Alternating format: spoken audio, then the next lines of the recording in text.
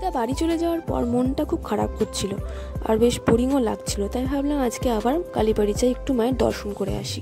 তো আমরা 3 বোন মিলে চলে গেলাম কালীবাড়িতে। আর আমার দিদি মানে মাসির মেয়ে, ও কিন্তু এর আগে কোনোদিন দেখেনি, মায়ের দর্শন করেনি, তো ওর জন্যই আরও বেশি করে গেলাম ওখানে।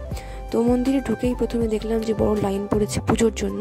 আজকেও বেশ ভালোই ভিড় ছিল মন্দিরে। তো এই যে বিনু, ও কিন্তু প্রথমবার দেখলো, মায়ের দর্শন করলো। তো মায়ের দর্শনের পর আমরা চলে গেলাম মেলার ভেতরে কিছু কেনাকাটি করতে। তো মেলাতে ঢুকেই প্রথমে আমরা নিয়ে নিলাম গীতা, হনুমান চালিশা, এই সমস্ত বইগুলো। তো তারপরে চলে গেলাম মেলার ভেতর বিনুর জন্য কিছু কিনতে। বিনু কিন্তু যেগুলো হাত মানে দেখছে সেগুলোই হাত দিয়ে নাড়ছে, মানে ওগুলো নেবে। তো বিনুর জন্য কিন্তু অনেক কিছু পুতুল কেনা হয়েছে। আর ও কিন্তু পুতুলগুলো মানে পুতুল খুব পছন্দ করে, পুতুল দেখলেই একদম আনন্দে লাফাতে শুরু করে। আর ও পুতুল পেয়ে খুবই হ্যাপি, দেখতেই পারছো।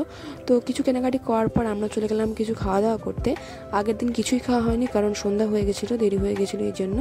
তো আজকে প্রথমবার আমরা টর্নেডো পটেটো ট্রাই করলাম। তো এটা কিন্তু প্রথমবার আমাদের ফার্স্ট টাইম। তো এটা খেতে বেশ ভালোই লাগলো আমার। তারপরে ফুচকা খেয়ে নিলাম। তো বিজয় সবাইকে খাইয়ে দিচ্ছিলো, কারণ সবার হাতে জিনিসপত্রে ভর্তি ছিল। তো ফুচকা টুচকা খাওয়ার পর আমরা বাড়ির জন্য নিয়ে নিলাম জিলিপি। তারপর আমরা সবাই মিলে চলে এলাম বাড়ি। তো বাড়িতে খাওয়া দাওয়া করার পর দিদিরাও চলে গেল আজকে বাড়িতে। তো তোমাদের ভিডিওটা কেমন লাগলো অবশ্যই কমেন্ট করে জানিও।